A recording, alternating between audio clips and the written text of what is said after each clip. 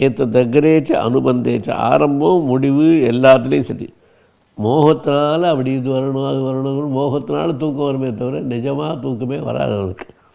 நித்ரா ஆலசிய பிரமாதோத்தம், தூக்கம் சோம்பேறித்தனம் இதனாலாம் வரக்கூடியதுன்னு இருக்கோ அதெல்லாம் தமோ குணத்தினால் வரக்கூடிய ஒரு சுகம். அதனால் எப்போ பார்த்தாலும் தூங்கிட்டே இருக்கணும்னு நினச்சிட்டே இருப்பான். எப்போ பார்த்தாலும் சோம்பேறியாக உட்காந்துக்கணும்னு ஆசைப்படுவான். என்னத்தையாவது சாப்பிடக்கூடாதெல்லாம் சாப்பிட்டு உட்காந்துட்டே இருப்பான். அதனால் என்ன புத்தி கெட்டு போய் தவறான வழியை சொல்லிக் கொடுத்துட்டே இருக்கும். அதனால் இதெல்லாம் சரியான வழியே இல்லை. நதஸ்தி பிருத்திவியாம் வா திவி தேவேஷு வா புனः சத்வம் பிரகிருதியர் முக்தம் எதேபிகி ஸ்யாத் திபிர்குணே. இப்படியாக இந்த 3 குணங்களாலேயும் இந்த உலகத்தில் இந்த லோகத்துலேயும் சரி தேவலோகத்துலேயும் சரி எங்கே இருந்தாலும் சரி சத்துவகுணத்தினால் வர பலங்கள், ரஜோகுணத்தினால் வர பலங்கள், தமோகுணத்தினால் வர பலங்களெல்லாம் பற்றி உனக்கு விசேஷமாக நன்னா சொல்லிவிட்டேன். நீ இதெல்லாம் நன்னா புரிஞ்சுட்டு இருப்பாய் நினைக்கிறேன்னார்.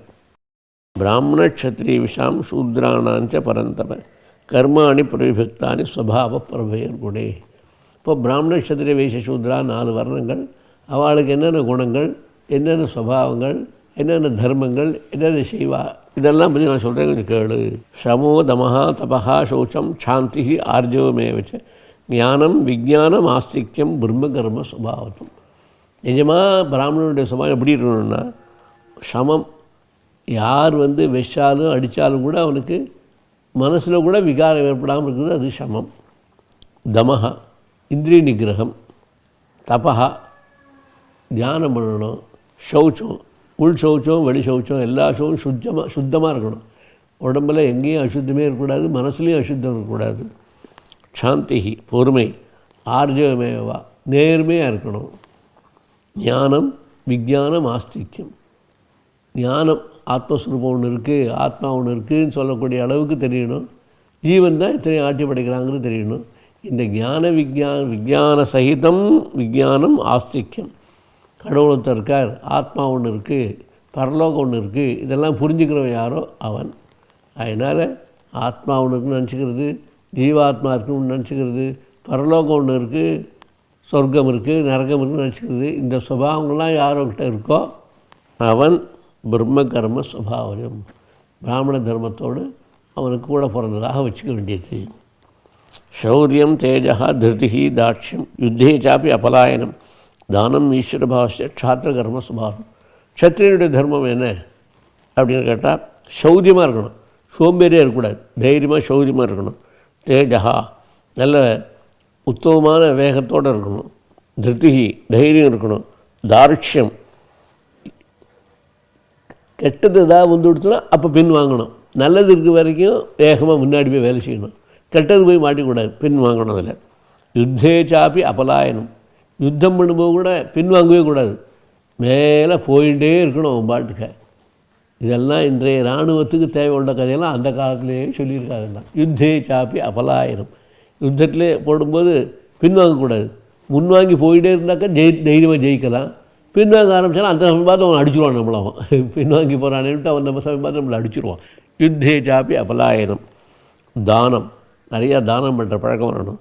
ஈஸ்வர பாவசிய கம்பீரமாக நான் தான் ராஜான்னு நினச்சிக்கணும். க்ஷாத்திரம் கர்ம சுபாவம், இதெல்லாம் க்ஷத்ரியனுடைய தர்மம்.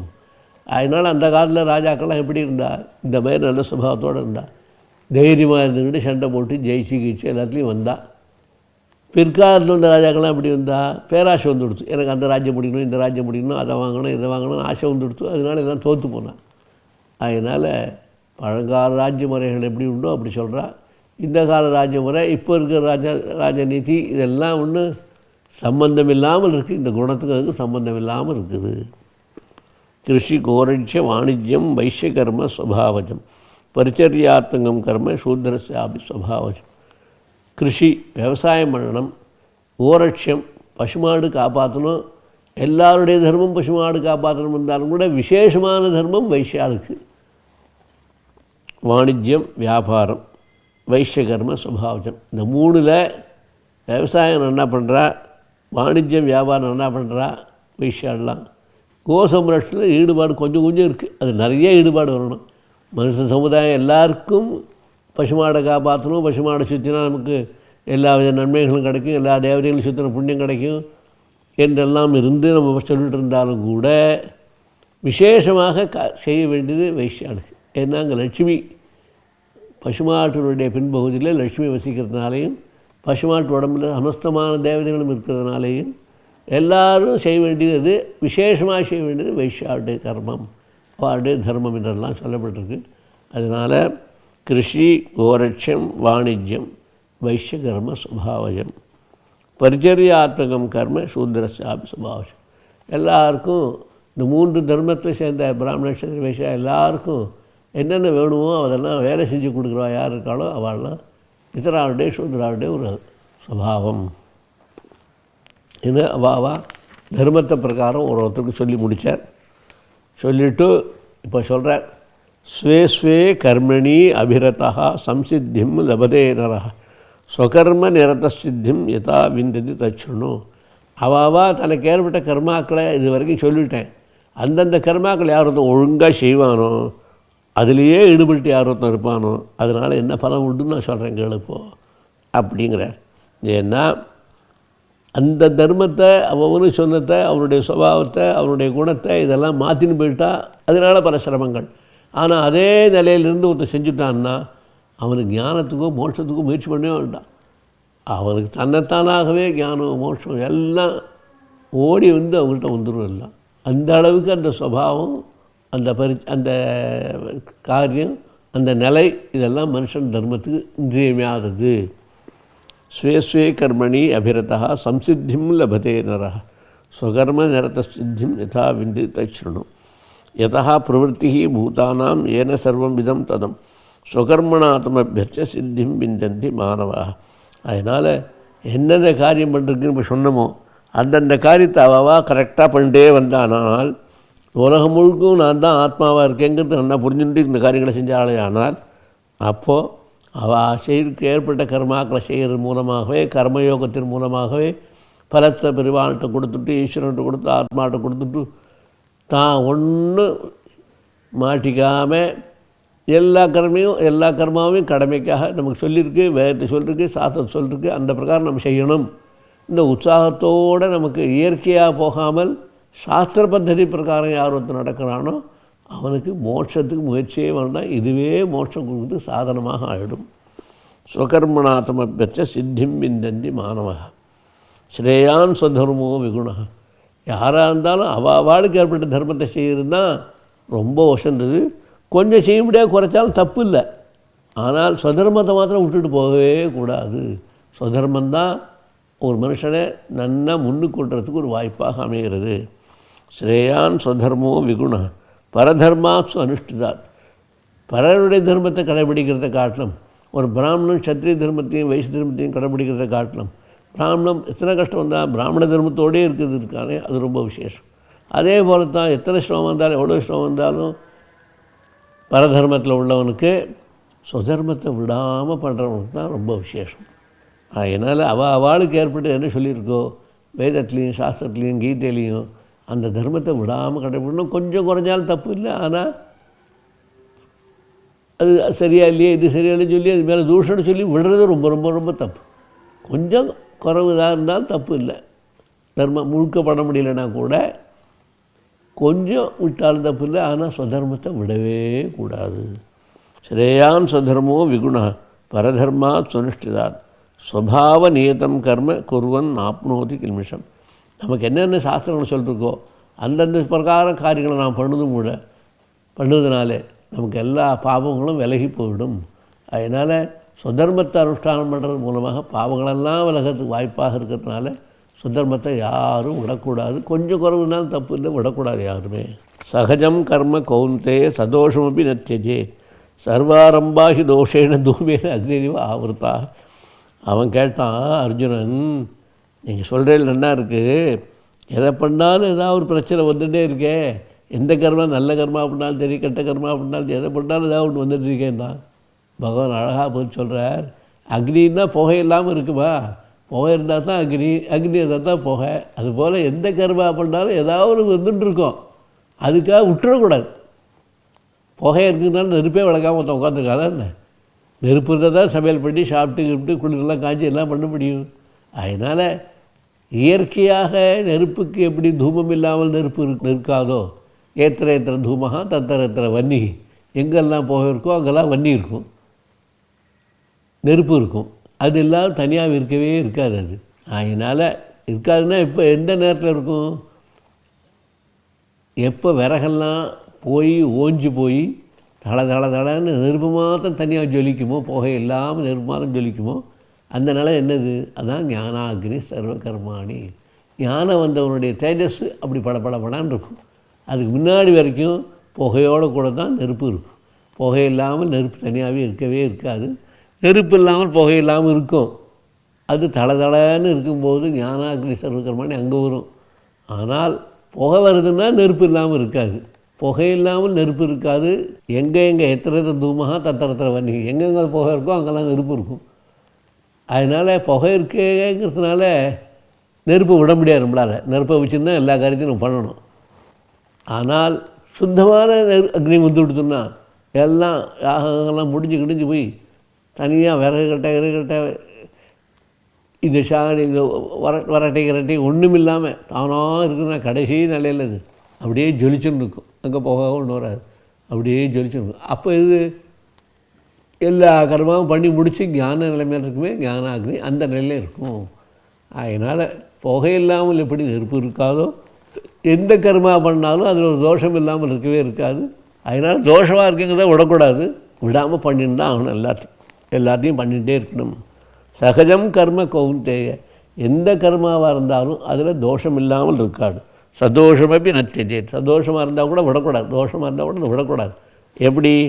சர்வாரம்பாகி தோஷேன, எந்த காரியம் பண்ணாலும் தோஷம் வரத்தான் வரும். என்ன முடியிருக்காக? எப்படி? தூமேனவே அக்னிரிவ ஆவர்த்தாக, எப்படி புகையின் மூலமாகத்தான் அக்னி இருக்குன்னு கண்டுபிடிச்சிக்கிறோமோ, அதுபோல் கர்மாவினால தோஷம் வந்தால் இந்த கர்மா நல்ல கர்மா பொல்லாத கர்மான்னு தெரிஞ்சுக்கிறதுக்கு வாய்ப்பாக தான் தோஷத்தோடு காமிக்கிறது இந்த கர்மாக்கள் எல்லாம். அதனால் எந்த கர்மாவாக இருந்தாலும் அதில் என்ன தோஷம் வருதுன்னு பார்த்துக்கிட்டு நல்ல கர்மாவாக இருந்து நம்ம நல்லது பண்ணணும், கெட்ட கர்மாவாக இருந்ததுன்னா அதை விட்டுடணும். அந்த மாதிரி நமக்கு எந்த கர்மா ஆரம்பித்தாலும் தோஷம் இல்லாமல் இருக்கவே இருக்கா. ஏதோ ஒரு சின்ன தோஷம் வரும், அதுக்கு பிராயசியத்தை வச்சுருக்கோம். நம்ம நவக்கிரக தோஷம் அப்படிங்கிறான். நவக்கிரக தோஷம் எவ்வளோ தோஷம் சொல்லுவான். அந்த தோஷம் இந்த தோஷம் இந்த தோஷம், அங்கே ராகு உட்கார்ந்த, அங்கே கேது உட்கார்ந்த, அந்த கிரகத்தில் ஒரு பிரவேசிச்சு அந்த கிரகத்தில் ஒரு பிரவேசிச்சு தோஷம்லாம் சொல்லுவோம். பரிகாரம் சொல்லியிருக்காது இல்லையே. அதுபோல் எத்தனை கர்மா பண்ணாக்களும் எந்த காரியம் பண்ணாலும் தோஷம் இல்லாமல் இருக்க முடியாது. அதுக்குள்ளே பரிகாரத்தை பண்ணிவிட்டு காரியங்களை நன்றாக விடாமல் நன்னா பண்ணணும். ஆகையினால அசக்த புத்திகி சர்வத்திர ஜிதாத்மா விகதஸ்பிருகா நைஷ்கர்மிய சித்திம் பரமாம் சந்நியாசேன அதிகச்சதி. அதனால் நீ கேட்ட கேள்வி பதில் சொல்கிறேன். இப்போது அசக்த புத்திகி சர்வத்திர, எந்த காரியம் பண்ணாலும் சரி அதில் போய் அட்டாச்மெண்ட்டாக போய் மாட்டிக்கூடாது. அப்படியே எல்லா காரியம் பண்ணணும், டிட்டாச்மெண்ட்டாக இருக்கணும். பற்றுதலோடு எதுலேயும் மாற்றிக்கூடாது. பற்றுதல்லாத காரியங்களை பண்ணிகிட்டே இருக்கணும். நம்ம கடமை நம்மளுடைய காரியம் அப்படி பண்ணிகிட்டே இருக்கணும். அசக்த புத்திகி சர்வத்திர ஜிதாத்மா விகதஸ்பிருகா, அந்த கரணம் புத்தி மனசு எல்லாத்தையும் கண்ட்ரோல் பண்ணி பண்ணணும். விகதஸ்பிருகா, ஆசைங்கிறதே இருக்கக்கூடாது. கொஞ்சம் கூட எல்லாத்தையும் விட்டுட்டணும். நிஷ்கர்ம சித்திம் பரமாம், அப்படி ஒருத்தர் செய்கிறானோ இந்த கர்மாக்களால் இந்த பலம் வரும்னா இல்லாமல் எனக்கு எந்த பலனும் தேவையே இல்லை, பலத்தெல்லாம் பெருமாள்கிட்ட கொடுத்துறேன், ஆத்மாட்ட கொடுத்துறேன், ஈஸ்வரன் கூட யாருத்தம் பண்ணுறானோ சந்நியாசேன அதிகட்சிது. அதான் உண்மையான சந்நியாசத்தோட லட்சணம். அதனால் ஆரம்பத்தில் கேட்டே சந்நியாசம் என்னன்னு, இதுதான் நிஜமான சந்நியாசம். எந்த கர்மா பண்ணாலும் உனக்கு வீச்சுன்னா அந்த கர்மாவை பண்ணு, இல்லை உனக்கு சாதனை பண்ணணும் தோணி தான் சாதனைகளை நன்னா பண்ணு. ஆனால் அதில் போய் ஏதாவது தோஷம் இருக்குமான்னு சிந்தனை பண்ணிட்டு உட்காராமல் அந்த கர்மா பண்ணுன்னு சொல்லிட்டு நம்ம பண்ணுறோம். அந்த நம்பிக்கையோட தைரியத்தோடு அந்த கர்மாக்கள் எல்லாம் பண்ணி மனசையும் அடக்கி புத்தியும் அடக்கி கொண்டு காரியங்களை பண்ணினே. ஆனால் அதுதான் நிஷ்காம கர்ம யோகம்னு பேர். பலமில்லாமல் கர்மா பண்ணுறதுக்கு பேர் நிஷ்காம கர்ம யோகம்னு பேர். சித்திம் பிராப்தோ யதா பிரம்ம ததாப்னோதி நிபோதமே சமாசேனேவ கௌந்தேய நிஷ்டா ஞானஸ்யாபரா. அதனால் அப்படிப்பட்ட நல்ல சித்தியை நாமெல்லாம் அடையணும். அப்படி அடைஞ்சால் பிரம்மஸ்வரூபத்தையும் நாம் அடைஞ்சு வரலாம், நாமெல்லாம் ஆயிடுவோம். சமாசேனேவ கௌந்தேய நிஷ்டா ஞானஸ்யாபரா. எந்த ஞானத்தை அடைஞ்சால் மனசுக்கு சமாதியும் சாந்தமும் சமாதானமும் ஆனந்தமும் இருக்குமோ அப்படிப்பட்ட ஞானஸ்வரூபத்தை அடையிறதுக்கு நாமெல்லாம் முயற்சி எடுக்கணும். அதுதான் கர்ம சந்நியாச யோகம்னு பேர். புத்தியா விசுத்தையா யுக்தா திருத்தியா ஆத்மானம் நியமிச்ச शब्दादीन विषयांश त्यक्त्वा रागद्वेषो विदुष्य विविक्त सेवी लघ्वाशी यत वाक्काय मानसः தியானயோகபரோ நித்தியம் வைராக்கியம் சோபாசதா. அதனால் இப்போ எப்படி இருக்கணும் மனுஷ வாழ்க்கை, அது தெளிவாக அழகாக சொல்கிறார் பரமாத்மா கிருஷ்ணன். புத்தியா விசுத்தையா, புத்தியில் எந்த தோஷமும் இருக்கக்கூடாது. காம குரோதம் லோபம் மோகம் மதம் மாத்சரியம் பேராசை கீராசை எந்த தோஷமும் இல்லாமல் சுத்தமான புத்தியாக இருக்கணும். கொஞ்சம் கூட அதில் தோஷமே இருக்கக்கூடாது. திருத்தியா ஆத்மானம் நியமிச்ச, புத்தி மனசு எல்லாத்தையும் கட்டுப்படுத்தி சரி பண்ணிக்கணும். சப்தாதீன் விஷயாம்சத்வா, காதுகள் மூலமாக காது சப்தம் கேட்கறதுலேருந்து ஆரம்பித்தா எந்த இந்திரியங்கள் இருந்தாலும் அந்தந்த காதுகளெல்லாம் அடக்கிண்டு இந்திரியங்கள்லாம் அடக்கிண்டு காரியங்களை பண்ணுமே தவிர அதெல்லாம் திறந்து விட்டு பார்த்தா இங்கே பாட்டுக்கு சவுண்டு கேட்டுகிட்டே இருக்கும், இங்கே பாட்டு பேசிகிட்டே இருக்கும், காரியம் பண்ண முடியாது, எல்லாம் குழப்பமாயிடும். அதனால் எல்லாத்தையும் அடக்கிண்டு நல்ல பிரவൃத்தியில் காதை உபயோகப்படுத்தணும், நல்ல பிரவൃத்தியில் கண்ணை உபயோகப்படுத்தணும், நல்லதில் வாயை உபயோகப்படுத்தணும். இதெல்லாம் உபயோகப்படுத்த கெட்ட விஷயங்கள்லாம் கேட்குறதுக்கு உபயோகப்படுத்தவே கூடாது. அல்லது ஒன்றுமே கேட்காம அப்படியே அடக்கி வச்சுக்கிட்டு உட்காந்துருக்கணும். உள்ளே வெளியில் ஒன்றுமே கேட்காம அப்படியே அடக்கி வச்சுருக்கணும். சப்தாதீன் விஷயாம்ஸ்தித்வா ராகத்வேஷோ விதிச்சுட்டு, ராகம் துவேஷம் கோபம் தாபம் அகங்காரம் எல்லாத்தையும் விட்டு தொலைக்கணும். விவிக்த சேவி லக்வாசி, ஏகாந்தமாக இருக்கணும். குறைச்சி தான் சாப்பிடணும், நிறைய சாப்பிடக்கூடாது. எதவாக்காய மானசா, எவ்வளோ நீ சாப்பிட்றியோ அந்த அளவுக்கு புத்தி கட்டுப்படும். அதனால் எவ்வளோ குறைச்சி சாப்பிட்றியோ அந்த அளவுக்கு வாக்கு மனசு இதெல்லாம் கூட சரியான பாதைக்கு வரத்துக்கு வரும். தியான யோக பரஹா நித்தியம், எப்பொழுதும் பகவானை தியானம் பண்ணிட்டே உட்கார்ந்துருக்கணும். வைராக்கியம் சௌபாஷதா, வைராக்கியம்தான் ரொம்ப உத்தமமானது. ஏன்னா வைராக்கியம் இல்லைன்னா எந்த காரியமும் நடக்காது. அது வேணும் இது வேணும் இது வேணும் இது வேணும்னு ஆசை இருக்கிற வரைக்கும் வைராக்கியம் வராது. ஆசையை விட்டால் தான் வைராக்கியமே வரும். அதனால் வைராக்கியம்னு தனியாக ஒன்று கிடையாது, ஆசையை விடுறது தான் வைராக்கியம். அதனால் எதுலேயுமே எந்த பொருளையும் எதுலேயுமே ஆசையே இல்லாமல் ஆத்மஸ்வரூபத்தை அடைய தான் வேணுங்கிற தீர்மானத்தோடு அந்த யாரோ இருக்கானோ, அந்த ஆசையெல்லாம் விட்டவன் யாரோ அவன் தான் வைராக்கியம். ஆசை இல்லாமல் இருக்குது தான் ஆசையினுடைய பிள்ளை தான் இந்த வைராக்கியம் இல்லாத நிலைக்கு காரணம். ஆசை விட்டாச்சுன்னா வைராக்கியத்தை பற்றி கவலையே இல்லை, தன்னைத்தானாகவே வைராக்கியம் தானாக வந்துடும். அது வேணும் இது வேணும் இது வேணும் அது வேணும் ஆசை வரைக்கும் வைராக்கியம் வராது. ஆசையெல்லாம் ஒன்று வேண்டாம் விட்டாச்சுன்னா அதே வைராக்கியம் ஆகிடும். ராகம் இல்லாதது வைராக்கியம், ஆசை இல்லாதது நிலை வைராக்கியம்னு பேர் இருக்குது.